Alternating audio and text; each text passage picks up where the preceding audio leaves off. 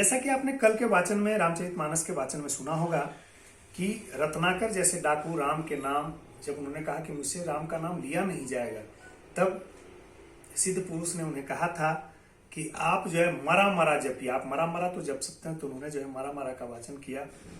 जब आप मरा मरा का वाचन करेंगे यानी राम का उल्टा मरा और जापन करेंगे तो उससे भी राम की जो है आवृत्ति, राम की ध्वनि निकलेगी, मरा मरा मरा मरा।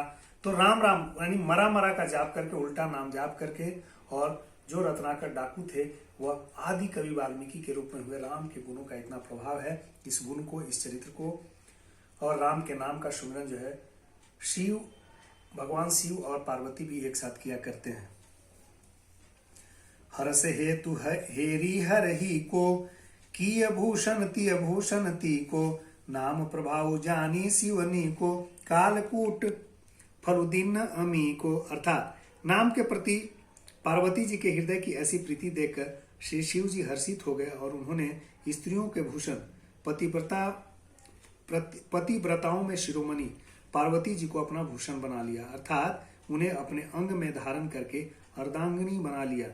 नाम के प्रभाव को श्री शिव जी भली भांति जानते हैं और इस प्रभाव के कारण कालकूट जहर ने उनको अमृत फल दिया था। जब समुद्र का मंथन हुआ था और देवताओं और असुरों में एक संग्राम छिड़ गया था कि इस अमृत और विष में जो है, अमृत और विष को कौन पिए, तो श्री शिव जी ने जब वह हिस्सा देवताओं के हिस्से आया तो श्री शिव जी ने जो है कालकूट जहर को भी पी लिया था और श्री राम का वह प्रभाव ही था जिसकी वजह से वह जहर उनपे अमृत के समान प्रभावकारी हुआ था। वर्षा ऋतु रघुपति भक्ति, तुलसी साली दुसाद, राम नाम बर बरन जुग, सावन भादव मास। श्री रघुनाथ जी की भक्ति वर्षा ऋतु है। तुलसीदास जी कहते हैं कि उत्तम सेवक धान है और राम के नाम दो सुंदर अक्षर सावन और भादो के महीने।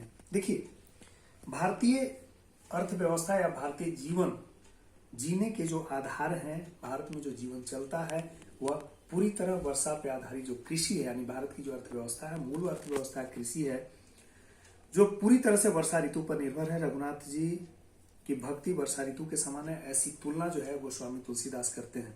वे कहते हैं कि जो भक्त हैं वह धान है, जो वर्षा ऋतु से उत्पन्न होने वाली फसल है, वह धान का फसल जो अभी खेतों में लगा हुआ है, और राम नाम के दो सुंदर अक्षर हैं वह सावन और भादो के समान है। यानी तुलसीदास ने अपने रामचरितमानस को भारत की अर्थव्यवस्था, भारत के समाज, जो कृषि प्रधान समाज है, उससे तुलना करके स्पष्ट किया है कि कैसे श्री राम के समान, श्री राम और वर्षा ऋतु में कैसे समानता, यानी दोनों जीवनदायिनी है।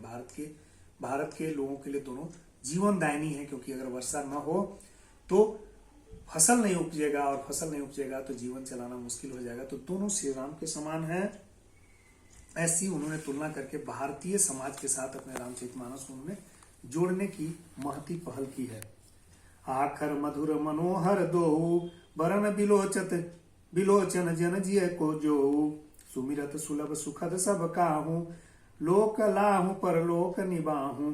अर्थात दोनों अक्षर मधुर और मनोहर है, जो वर्णमाला रूपी शरीर के नेत्र हैं, भक्तों के जीवन है, स्मरण करने वालों के लिए सुलभ और सुख देने वाले हैं, जो इस लोक में लाभ और परलोक में निर्वाह करते हैं, अर्थात भगवान के दिव्य धाम में, दिव्य देश से सदा भगवत सेवा में नियुक्त रखते हैं। कहत सुनत सुमिरत सुठिनी के, राम लखन सम प्रिय तुलसी के, बरनत बरन प्रीति बिलगाती, ब्रह्म जीव सम सहज संघाती। अर्थात एक कहने, सुनने और स्मरण करने में बहुत ही अच्छे, सुंदर और मधुर है। तुलसीदास को तो श्री राम लक्ष्मण के समान प्यारे हैं। इनका र और म का अलग अलग वर्णन करने में प्रीति बिलगाती है, अर्थात बीज मंत्र की दृष्टि से उनके उच्चारण और अर्थ और फल में भिन्नता दिख पड़ती है, परंतु हैं वे जीव और ब्रह्म के समान स्वभाव में साथ ही रहने वाले, सदा एक रूप और एक रस, यानी एक ही ब्रह्म है। उस ब्रह्म के साथ जो है जीवों की, ब्रह्म और आत्मा का एक साथ जो है मिलन होता है, जिसे अद्वैत कहते हैं, जो कभी भेद नहीं किया जा सकता है। उस स्थिति में राम के चरित्र का वर्णन करते हैं। र और म के जो दो वर्ण है उसका वर्णन करते हैं। नर नारायण सरित सुभ्राता जगपालक विशेषी जन त्राता भक्ति सुतिय कल करण विभूषण जगहित हेतु विमल विदुभूषण। ये दोनों अक्षर नर नारायण के समान सुंदर भाई हैं। ये जगत का पालन और विशेष रूप से भक्तों की रक्षा करने वाले हैं। ये भक्ति रूपी सुंदर स्त्री के कानों के सुंदर आभूषण हैं और जगत के हित के लिए निर्मल चंद्रमा और सूर्य है। दो अक्षरों का वर्णन, जो दो अक्षरों र और म का जो वर्णों का वर्णन है, उसका वर्णन उन्होंने जो तुलना किया है कि वे एक र और एक म है, एक नर और नारायण के समान दो सुंदर भाई हैं। इसके अलावा उन्होंने कहा है कि भक्तों की रक्षा करने वाले, पालन और रक्षा दोनों करने वाले दोनों शब्द हैं। इन्होंने तुलना की है कि जिस तरह से सुंदर स्त्रियों के सुंदर कानों में जो कुंडल होता है, कर्णफूल होता है, जिस तरह से दोनों कानों को शोभायमान करते हैं, वैसे ही जग को र और म के जो वर्ण है राम शब्द में, वह उसी तरह से शोभायमान करते हैं। जगत के हित के लिए निर्मल एक जो है र, अगर चंद्रमा है तो म सूर्य के समान है, इस तरह से उन्होंने वर्णन किया। स्वाद तोष समसुगति सुधा के कमठ शेष समधर वसुधा के जनमन मंजू कंज मधुकर से जी जसोमती हरिहर धर से। ये सुंदर गति मोक्ष रूपी अमृत के स्वाद और तृप्ति के समान है। कच्छप और शेष जी के समान पृथ्वी को धारण करने वाले, भक्तों के मन रूपी सुंदर कमल में विहार करने वाले भौरों के समान है और जीव रूपी यशोदा जी के श्री कृष्ण और बलराम जी के समान आनंद देने वाले हैं। यानी दोनों जो जैसे कृष्ण और बलराम यशोदा को आनंद देते थे, वैसे ही र और म के अक्षर जो हैं, जो वर्ण है, वह पूरी धरती को आनंदमय करते हैं। एकु छत्रु एकु मुकुटमणि सब बरनी पर जो तुलसी रघुवर नाम के बरन विराजत जो सियावर रामचंद्र की जय। तुलसीदास कहते हैं कि श्री रघुनाथ जी के नाम के दोनों अक्षर बड़े शोभा देते हैं, जिनमें से एक रकार छत्रु और दूसरा मकार मुकुटमणि अनुस्वार रूप में सब अक्षरों से ऊपर है। र और म का जो अक्षर है वो सभी अक्षरों से ऊपर है। एक ने छत्र रूप का, दूसरा जो है मुकुटमणि के समान है। समुजत सरिस नाम अरुणामी प्रीति परस्पर प्रभु अनुगामी नाम रूप दुई ईस उपाधि अकथ अनादि सुसामुझी साधि। अर्थात समझ में नाम और नामी दोनों एक हैं, किंतु दोनों में परस्पर स्वामी और सेवक के समान प्रीति है। नाम और नामी में पूर्ण एकता होने पर भी जैसे स्वामी के पीछे सेवक चलता है, उसी प्रकार नाम के पीछे नामी चलते हैं। प्रभु श्री राम अपने नाम राम नाम का ही अनुगमन करते हैं। नाम लेते ही वहां आ जाते हैं। नाम और रूप दोनों ईश्वर की उपाधि हैं। ये भगवान के नाम और रूप दोनों अनिर्वचनीय हैं, अनादि हैं, सुंदर हैं, शुद्ध भक्ति युक्त। बुद्धि से भी इनका दिव्य अविनाशी स्वरूप जानने में आता है। को बड़ छोट कहत अपराधु सुनि गुण भेदु समझू महु साधु देखिए रूप नाम आधीना रूप ज्ञान नहीं राम विहीना। नाम और रूप में कौन बड़ा है कौन छोटा यह कहना तो अपराध है। इनके गुणों का तारतम्य कमी बेशी सुनकर साधु पुरुष स्वयं ही समझ लेंगे। रूप नाम के अधीन देखे जाते हैं।